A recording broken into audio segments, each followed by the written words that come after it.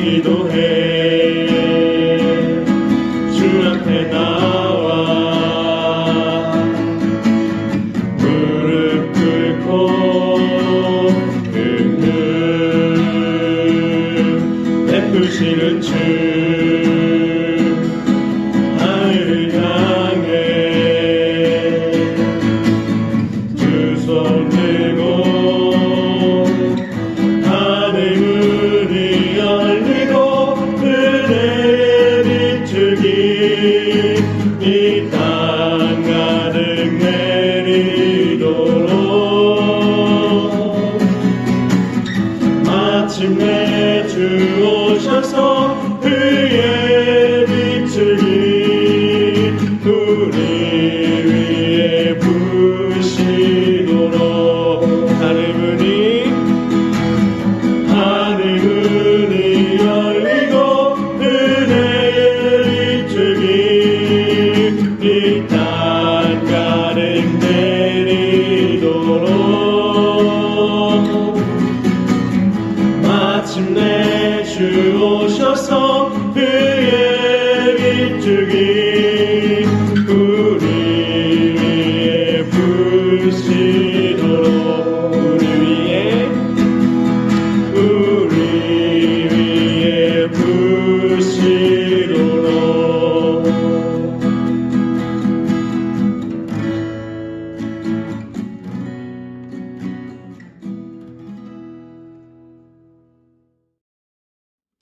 우리의 생명 되신 주님, 한 주간도 주의 은혜로 저희를 지켜주시고 오늘도 예배의 자리로 이끌어 주시니 감사합니다.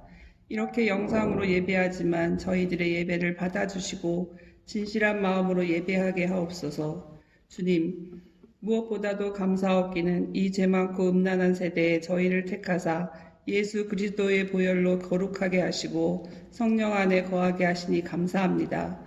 하지만 지난 한 주간을 돌아보면 온갖 죄와 음란한 것들에 마음과 생각을 빼앗기고 살았음을 고백합니다. 주님 용서하여 주옵소서. 저희들의 연약함을 용서하여 주옵소서. 주님, 이제는 죄의 노예가 아닌 죄를 이기는 승리자가 되길 원합니다. 말씀의 능력으로 승리하신 예수님처럼 기도의 능력 안에 늘 거했던 예수님처럼 말씀의 능력과 기도의 능력 안에 거하는 저희들 되게 하여 주옵소서. 주님, 이제 우리 학생들 코로나로 인해 경험하지 않은 시간들을 보내고 있습니다. 지치지 않게 하시고 학업에도 지혜와 명철로 함께 하여 주옵시고 가정의 건강도 지켜 주옵소서. 오늘도 전도사님의 말씀을 듣겠습니다. 전도사님께서 성령의 능력으로 함께 하셔서 하나님의 말씀을 능력 있게 전하게 하시고 말씀이 학생들의 마음에 새겨져 삶의 비전이 되고 죄를 이기는 능력의 말씀 되게 하옵소서. 그렇게 역사하시길 간절히 원하며 존귀하신 예수님의 이름으로 기도합니다. 아멘. 오늘도 여러분들 같이 성경 말씀을 나누도록 하겠습니다. 본문은 지난주하고 똑같습니다. 에베소서 2장 1절에서 7절 말씀까지 같이 보도록 합시다. 그는 허물과 죄로 죽었던 너희를 살리셨도다. 그때 너희는 그 가운데서 행하여 이 세상 풍조를 따르고 공중의 권세 잡은 자를 따랐으니 곧 지금 불순종의 아들들 가운데서 역사하는 영이라. 전에는 우리도 다 그 가운데서 우리 육체의 욕심을 따라 지내며 육체와 마음에 원하는 것을 하여 다른 이들과 같이 본질상 진노의 자녀이었더니 긍휼이 풍성하신 하나님이 우리를 사랑하신 그 큰 사랑을 인하여 허물로 죽은 우리를 그리스도와 함께 살리셨고 너희는 은혜로 구원을 받은 것이라. 또 함께 일으키사 그리스도 예수 안에서 함께 하늘에 앉히시니 이는 그리스도 예수 안에서 우리에게 자비하심으로써 그 은혜의 지극히 풍성하심을 오는 여러 세대에 나타내려 하십니다. 여러분들하고 같이 성경에 어떻게 보면 가장 중요한 주제인 거듭남에 대해서 여러분들하고 나누고 있습니다. 이 거듭남에 대해서는 사실은 정말 깊이 있고 정말 어려운 내용이어서 해야 될 얘기가 굉장히 많이 있습니다. 오늘도 이어서 계속해서 거듭남에 대해서 여러분들하고 나누도록 하겠습니다.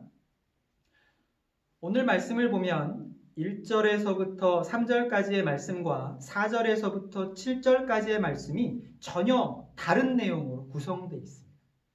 전혀 다른 말씀이에요. 1절에서부터 3절까지는 어떤 내용이 들어있냐면 성경이 우리에게 너희들의 영혼은 죽었어 라고 이렇게 이야기하면서 영혼이 죽은 사람의 특성을 세 가지로 요약해서 세 가지로 요약해서 설명해 주고 있습니다. 먼저 1절에서부터 3절까지의 말씀을 같이 한번 살펴보도록 하겠습니다. 1절 말씀 보도록 할게요. 그는 허물과 죄로 죽었던 너희를 살리셨도다. 성경은 우리에게 뭐라고 선언하냐면 너희는 허물과 죄로 죽었다. 이 죽었다라는 말은 여러분들 아시다시피 몸이 죽은 것이 아니라 영혼이 죽은 상태를 말하는 겁니다. 너희의 영혼은 죽었어. 이렇게 선언하고 나서 2절에서부터 3절까지 이 영혼이 죽은 사람의 특성 세 가지를 설명하고 있습니다. 그 첫 번째 특성이 뭐냐면 그때 너희는 그 가운데서 행하여 이 세상 풍조를 따르고, 첫 번째 특성은 세상 풍조를 따르는 겁니다. 세상은 그 시대가 가지는, 그 사회가 가지는 문화가 있고 트렌드가 있습니다. 영혼이 죽은 사람의 첫 번째 특성은 세상의 트렌드를 그냥 따라가는 사람이에요. 예전에 소돔과 고모라에는 어떤 트렌드가 있었냐면 남자가 남자를, 여자가 여자를, 혹은 남자가 사람이 짐승을, 이런 굉장히 타락한 성의 그런 트렌드가 있었습니다. 근데 안타깝게도 굉장히 우려스럽게도 지금 우리 사회에도 이런 트렌드가 나타나기 시작했습니다.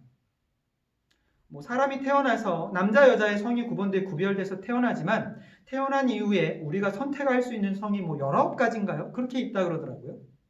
그리고 우리가 어떤 성생활을 할지는 우리가 선택하는 거다라고 이렇게 이야기합니다. 이것이 지금 사회에 나타나고 있는 트렌드 중에 하나예요. 하지만 성경은 분명하게 우리에게 이야기합니다. 구약에서부터 신약에 이르기까지 남자가 남자를, 여자가 여자를 순리대로 쓸 것을 영리대로 쓰는 것은 분명히 하나님께서 말씀하시기를 범죄다. 하나님 앞에 범죄하는 것이다라고 분명하게 선언하고 있습니다. 근데 영혼이 죽은 사람의 특성은 이 하나님의 말씀을 듣지 않습니다. 무시합니다. 심지어는 알고 싶어 하지도 않아요. 그리고 이 세상의 트렌드를 그냥 따라갑니다. 영혼이 죽은 사람의 두 번째 특성은 더 심각합니다. 뭐라고 성경에서 이야기하냐면요. 공중의 권세 잡은 자를 따랐으니, 여기서 말하는 공중의 권세 잡은 자라는 건 사탄을 이야기합니다. 여러분들이 알고 있는 그 마귀를 이야기하는 겁니다. 개중에는 저는 사탄을 믿지 않아요. 저는 마귀의 존재를 믿지 않습니다. 이렇게 말하는 사람이 있을 수도 있습니다. 그런데 이것이 사탄이 사용하는 가장 중요한 전술 중에 하나예요. 마귀의 존재를 믿지 못하게 하는 거예요. 그러니까 마귀가 더 마음대로 활동할 수 있는 거예요. 여러분들 여기에 넘어가시면 안 됩니다. 더 심각한 영혼이 죽은 사람의 두 번째 특성은 사탄을 따르는 거예요. 여러분들 가룟 유다를 생각해 보세요. 가룟 유다에게 성경에서 이렇게 이야기합니다. 사탄이 가룟 유다에게 예수님을 팔 마음을 넣어 주었다라고 말하고 있습니다. 사탄이 가룟 유다의 마음에 찾아가서 가룟 유다를 유혹한 거예요. 그랬을 때 가룟 유다가 홀딱 넘어가 버립니다. 이와 비슷한 일을 얼마 전에 뉴스에서 저는 보았습니다. 유명한 어떤 모 가수가 화장실에서 프로포폴과 비슷한 그런 수면 유도 마취제를 투약하고 쓰러져 있는 걸 발견을 했어요. 근데 이 사람이 지금 한 번이 아니에요. 제 생각에는, 제가 생각할 때는 그랬을 거라고 생각합니다. 사탄이 이 사람에게 찾아가서 그 약을 할 마음을 넣어줬을 겁니다. 과연 이 사람이 그 약을 하면 안 된다라는 걸 몰랐을까요? 이 약을 했을 때, 그것이 드러났을 때 어떤 일이 일어날지 몰랐을까요? 여러분들은 혹시 이런 경험이 없습니다. 없어야 합니다. 없으셨으면 좋겠어요. 그것이 큰 일이든 작은 일이든 작은 일이라고 해서 여러분들 무시하시면 안 됩니다. 이 작은 것이 처음엔 작은 것에서 시작하는 거예요. 이 작은 일이 큰 일로 발전하는 겁니다. 여러분들에게 어떤 나쁜 유혹, 나쁜 생각이 들 때가 있지 않습니까? 그랬을 때 여러분들 이 나쁜 생각과 마음을 따라가시면 안 됩니다. 이것이 바로 사탄이 우리에게 주는 마음이에요. 그 마음을 따라갔을 때 그 결과가 이런 겁니다. 이 가수는 모든 것을 잃었어요. 더불어서 하나님의 심판을 받게 될 겁니다. 영혼이 죽은 사람의 두 번째 특징이, 심각한 특성이 바로 이겁니다. 근데 사실 더 이해가 가지 않는 특성은 세 번째예요. 뭐라고 이야기하냐면요, 우리 육체의 욕심을 따라 지내며 육체와 마음에 원하는 것을 하여 다른 이들과 같이 본질상 진노의 자녀이었다. 성경에서 뭐라고 이야기합니까? 영혼이 죽은 사람의 특성 세 번째가 뭐냐면 육체와 마음이 원하는 대로 하는 거예요. 아니, 왜 이게 잘못된 겁니까? 다 그렇게 살지 않습니까? 여러분들 육체와 마음이 원하는 대로 하면 살지 않나요? 심지어 지금 세상은 그렇게 가르칩니다. 네가 원하는 것을 하면서 살아. 네가 원하는 것을 하지 못하게 하는 건 인권 침해야. 자유가 최고의 가치야. 자유롭게 살아. 근데 성경은 그렇게 사는 것이 영혼이 죽은 사람의 특성이라고 이야기합니다. 저는 이 성경 말씀을 읽었을 때 얼마 전에 어떤 학생이 저에게 찾아와 한 질문이 떠올랐어요. 이 학생이 로크라는 무유명한 영국의 사상가가 쓴 그 글을 읽고 저에게 와서 질문했습니다. 이 로크라는 사상가는 근대 자유주의의 아버지라고 불릴 만큼 자유를 가장 큰 이상과 원칙으로 생각하는 사람이에요. 근데 이 사람이 뭐라고 썼냐면, 사람이 마음과 육체가 원하는 대로 사는 것은 자유로운 상태가 아니다라고 쓴 거예요. 아니, 이게 왜 자유로운 상태가 아닐까요? 계속해서 이 사람이 이야기합니다. 만약에 우리가 우리 마음이나 우리 육체가 원하는 대로 산다면 그것은 사실은 우리는 노예 상태에 있는 거다. 다시 말해서 우리 마음과 육체, 우리 속에서 일어나는 욕구가 시키는 대로 사는 것이다. 그래서 우리 마음에, 우리 육체의 욕구의 노예로 사는 거라고 그렇게 설명하고 있더라고요. 오늘 성경 말씀과 정확히 일치하지 않습니까? 이미 성경에서는 그렇게 가르치고 있어요. 우리는 우리가 마음대로 원하는 대로 사는 것이 자유라고 생각하지만 사실 진정한 자유의 상태는요, 우리의 마음과 육체가 원하는 것을 절제하고 인내할 수 있을 때, 우리가 그것을 컨트롤할 수 있을 때가 정말 자유로운 상태인 겁니다. 우리가 우리의 욕구대로 하면 살기를 원할 때, 그렇게 하면서 살 때 우리는 범죄할 수밖에 없는 거예요. 이렇게 1절에서 3절까지 영혼이 죽은 사람의 특성을 세 가지로 요약하고 있습니다. 첫 번째는 뭐라고요? 그렇죠. 이 세상의 풍조를 따라 사는 것. 두 번째는 뭐라고요? 그렇죠. 공중의 권세 잡은 자. 사탄의 유혹을 따라 사는 것. 세 번째는 마음과 육체가 원하는 대로 사는 것. 혹시 여러분들 가운데 이 세 가지 특성대로 내가 살고 있나, 여러분들 주의 깊게 한번 생각해 보십시오. 근데 정말로 다행스러운 건 성경은 이 3절에서 끝나지 않습니다. 이 3절에서 끝나지 않고 우리에게 4절과 6절과 7절의 말씀을 줍니다. 우리나라 성경에는 없지만 이 4절은 그러나 라는 말로 사실은 시작합니다. 그러나 우리가 이러한 상태지만, 우리가 현재 이렇게 살고 있지만, 그러나 우리가 영혼이 죽은 상태이지만, 그러나 하나님께서 우리에게 찾아오셨다는 겁니다. 그리고 하나님께서 우리 안에서 일하신다는 겁니다. 그 일하시는 것, 하나님께서 우리 안에서 찾아오셨을 때 일어나는 일들에 대해서 4절에서부터 7절까지 설명하고 있습니다. 하나님께서 우리에게 찾아오셨을 때 일어나는 일이 어떤 거냐면요, 말씀을 보기 전에 간단하게 설명을 드리면 이런 겁니다. 여러분들이 잘 알고 있는 원효대사 이야기 여러분들 기억하십니까? 원효대사가 저 인도로 불교 경전을 구하러 떠날 때에 가는 길에 날이 저물고 어두워서 잘 곳이 없으니까 동굴처럼 생긴 곳에 들어가서 잠을 청합니다. 깊은 한밤중이 됐을 때 굉장히 목이 말랐어요. 그래서 뭐 마실 게 없나 하고 주변을 이렇게 두리번 보다가 그렇게 다 찾았는데 바가지처럼 생긴 뭔가가 있는 거예요. 그래서 그것을 이렇게 들어보았습니다. 그랬더니 거기에 물이 있는 거예요. 그래서 그 물을 조금 마셔보았어요. 근데 너무 시원하고 너무 맛있는 거예요. 그래서 그 물을 벌컥 들이마셨습니다. 그리고 나서 너무 만족스럽게 잠을 청해서 잤어요. 그 다음날 날이 밝았습니다. 바깥에서 이 동굴같이 생긴 곳으로 빛이 쫙 비쳐서 들어옵니다. 그리고 나서 그 전날 어두워서 보지 못했던 것들을 이 빛이 비춤으로써 다 보게 되는 거예요. 그 전날 바가지처럼 생겼던, 바가지인 줄 알고 보았던 그것이 사실은 사람의 해골이었던 거예요.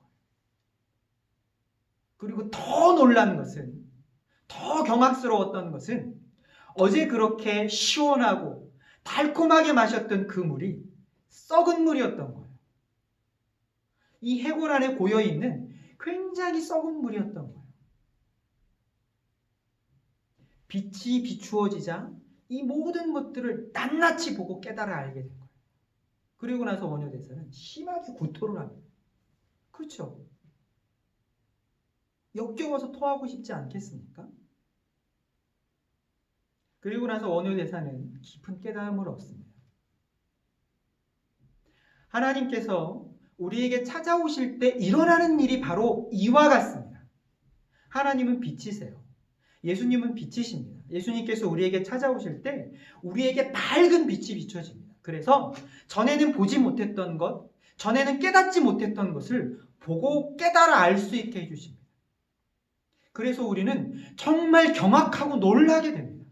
전에는 정말 귀하고 소중하게 여겼던 것, 이것이라면 내가 정말 다른 걸 다 희생해도 될 것처럼 귀하게 여겼던 것, 그 전날에는 정말 시원하고 달콤했던 것, 이것이 구역질이 날 만큼 더러운 거였다라는 걸 깨달아 알게 되는 거예요. 하나님이 우리 마음에 찾아오실 때 우리는 이러한 것들을 깨닫게 됩니다. 오늘 4절에서 6절 말씀을 더 자세히 구체적으로 우리 살펴보도록 하겠습니다. 하나님께서 우리를 보시고 우리를 찾아오셔서 하시는 일이 어떤 거냐면, 긍휼이 풍성하신 하나님이 우리를 사랑하신 그 큰 사랑을 인하여 허물로 죽은 우리를 그리스도와 함께 살리셨고 너희는 은혜로 구원을 받은 것이라. 또 함께 일으키사 그리스도 예수 안에서 함께 하늘에 앉히신, 하나님께서 우리를 보고 계십니다. 여러분들이 어디에서 무엇을 하든지 간에 하나님께서 보고 계십니다. 어떤 기분이 드시나요? 하나님께서 여러분들을 보고 계십니다. 여러분들이 은밀한 곳에서 은밀한 생각을 할 때 그때도 하나님께서 보고 계십니다. 어떤 생각이 드시나요? 끔찍한가요? 두려우신가요? 아닙니다. 은혜입니다. 하나님께서 우리를 보시는데 어떻게 보시냐면 풍성한 긍휼로 보십니다. 이 긍휼이라는 건 자비예요. 우리를 보실 때 불쌍히 여겨주시는 거예요. 우리가 정말 나쁜 생각을 하거나 나쁜 짓을 할 때, 죄를 범할 때에도 하나님께서 우리를 보실 때 어떻게 보시냐면, 우리가 악한 소식을 들었을 때 진노하는 것처럼, 화를 내는 것처럼 그렇게 진노도 있으시지만 우리를 아주 큰 긍휼로 불쌍히 여겨보시는 거예요. 우리를 불쌍히 여겨보십니다. 안타깝게 보십니다.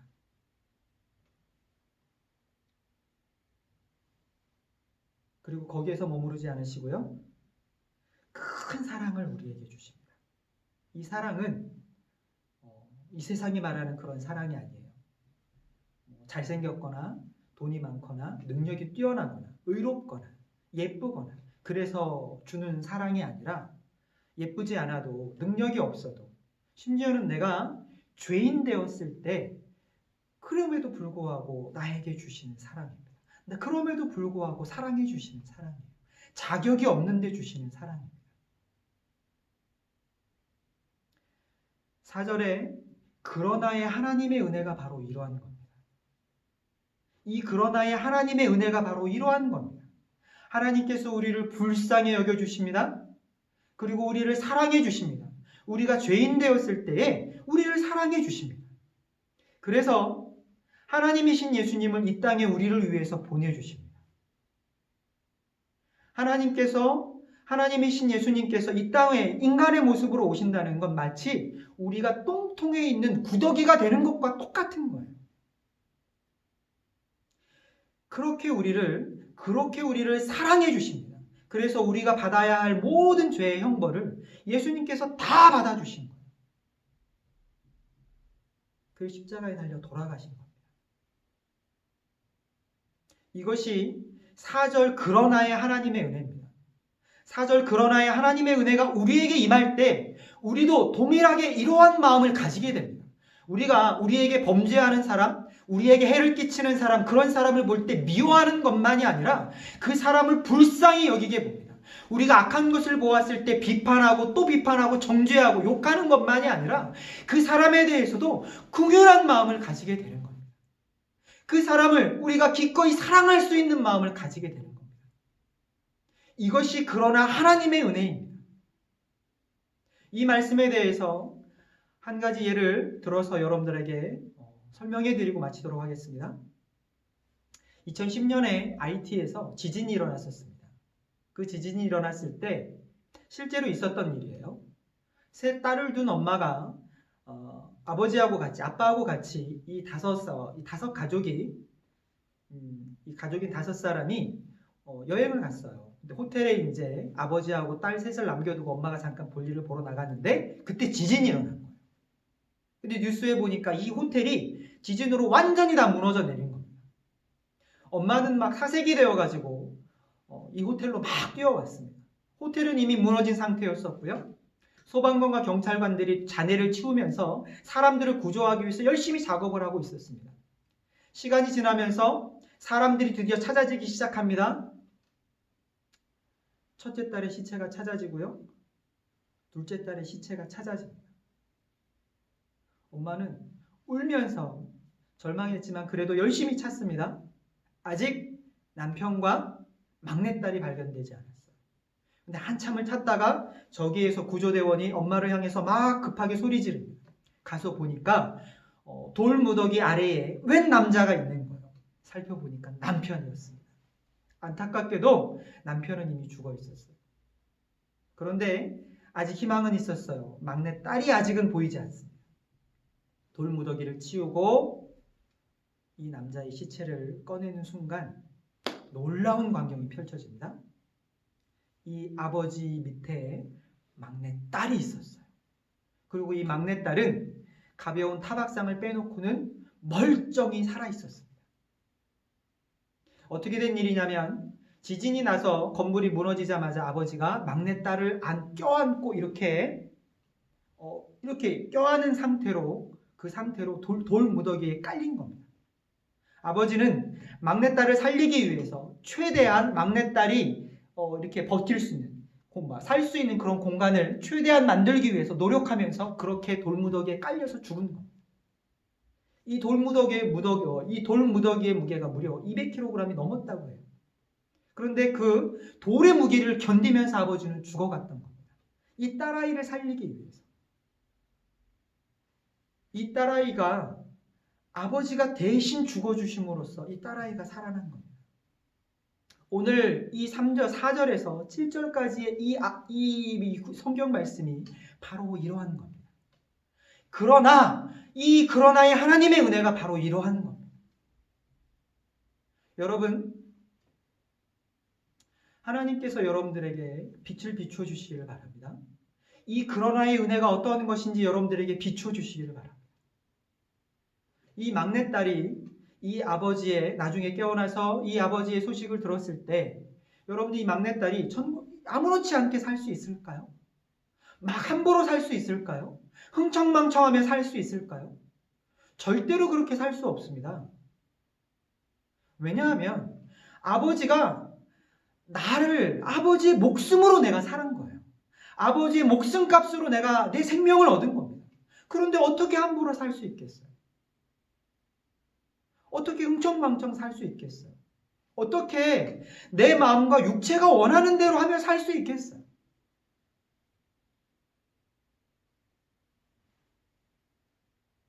우리도 동일합니다.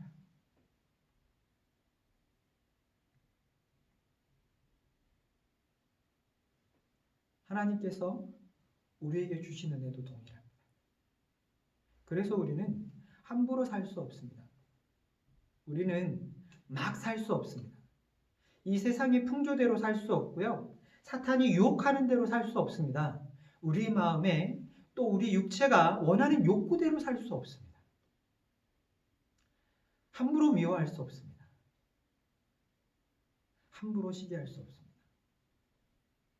하나님의 말씀대로 살고 싶어하는 소망과 열망이 생기는 겁니다. 그래서 하나님께서 우리를 이 생명을 구해 주셨을 뿐만이 아니라 우리는 그 은혜와 사랑으로 말미암아 우리 안에서 예수님을 닮고 싶은 그 소망과 열망이 싹 트는 거예요. 그래서 우리가 점점점 예수님을 닮아가는 모습으로 바뀌어가는 겁니다. 이 은혜가 충만하시기를 예수님의 이름으로 축원합니다. 기도하시겠습니다. 거룩하신 하나님, 오늘 우리에게 하나님의 말씀을 들려주심을 감사드립니다. 하나님, 오늘 우리에게 비추어 주심을 감사드립니다. 하나님, 바라옵기는 부족한 입술로 전했습니다. 하나님, 이 말씀이 하나님의 말씀이 되게 하여 주시옵소서. 하나님, 이 4절에 그러나의 하나님의 은혜가 우리 모두에게 임하여지게 하여 주시옵소서. 하나님, 더욱 풍성하게 우리에게 임하여지기를 원합니다. 하나님, 우리의 심령 가운데 이 4절의 그러나의 은혜가 하나님 더욱 풍성하여져서 우리가 더욱 하나님, 우리 예수님을 닮은 사람으로 살아가게 하여 주시옵소서. 이 은혜를, 이 그러나의 은혜를 나누며 사는 우리들이 되게 하여 주시기를 원합니다. 오늘도 우리를 사랑하여 주시고 성령으로 우리와 함께하여 주시고 우리의 마음을 밝게 비춰주심을 감사드립니다. 예수님의 이름으로 감사하며 기도드립니다. 주기도문으로 예배를 폐하도록 하겠습니다. 하늘에 계신 우리 아버지여, 이름이 거룩히 여김을 받으시오며 나라가 임하옵시며 뜻이 하늘에서 이루어진 것 같이 땅에서도 이루어지이다. 오늘날 우리에게 일용할 양식을 주옵시고 우리가 우리에게 죄진 자를 사여 준 것 같이 우리의 죄를 사여 주옵시고 우리를 시험에 들지 말게 하옵시며 다만 악에서 구하옵소서. 대개 나라와 권세와 영광이 아버지께 영원히 있사옵나이다.